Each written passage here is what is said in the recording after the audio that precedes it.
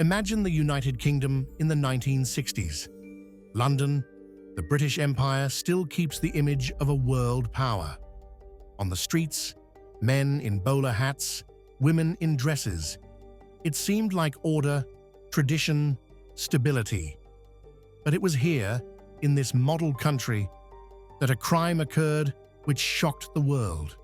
On the 8th of August, 1963, on the railway, the Royal Mail train was stopped. It was carrying millions of pounds sterling.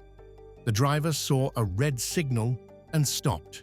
And at that very moment began the operation that would be called the Great Train Robbery. This was not just a theft. This was a legend, a crime that books are written about, films are made about, and debates still go on. The Royal Mail train, a postal express that connected Glasgow and London. It carried letters, parcels, securities, and cash. Yes, in 1960, money was transported exactly like this, in sacks, inside the carriages. That night, the train carried more than £2,600,000 sterling.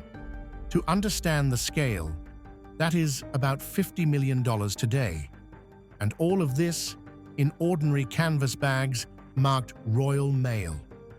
Imagine the picture: carriages full of letters, bags, envelopes, and among them hundreds of bags of cash. More than 120 bags. They were to be delivered to London banks, where the money would be distributed across the country. Security?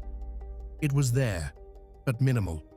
In fact, it was an easy beast for slaughter, a giant safe on wheels, moving on schedule.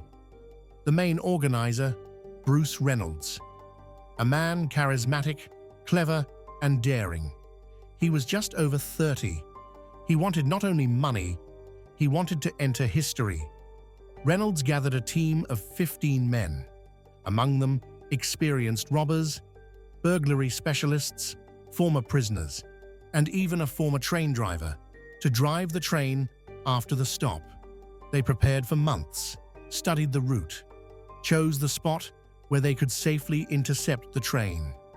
They knew the timetable by heart.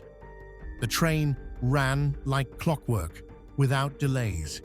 The idea was bold and almost insane: to stop the train, neutralize the guards, and in half an hour, take out millions.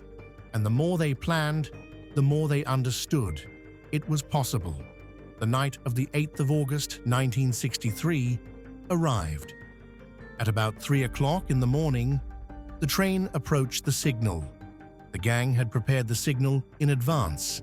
They set up a red light, forcing the train to stop. The train driver, Bill Mills, saw the red signal.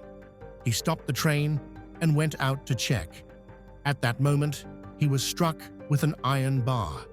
He survived, but sustained serious injuries. Then the gang uncoupled part of the carriages. The plan was that the former driver would move the train further. But he failed. He could not start the locomotive. They had to improvise. But despite the failure, they reached the needed carriage, opened it, and began to carry out the sacks of money. About 120 bags went into the trucks. In just half an hour, they stole £2,600,000 sterling. It was an operation at the level of Hollywood. Precise, daring, fast. With trucks full of money, the gang headed to an abandoned farm in Buckinghamshire. They had chosen it as their hideout. There they were to lie low, hide the loot, wait until the police cooled down. And in the first days, everything went perfectly. They celebrated success, laughed, played cards, played with the stolen money, as if in a movie. But it was here that the human factor betrayed them. They left fingerprints on bottles, on glasses, on door handles. For the police, this was a gift.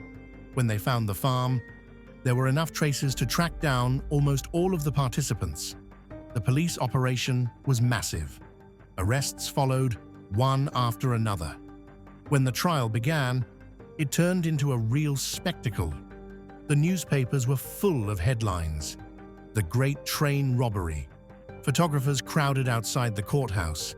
People came to see the criminals. Society was divided.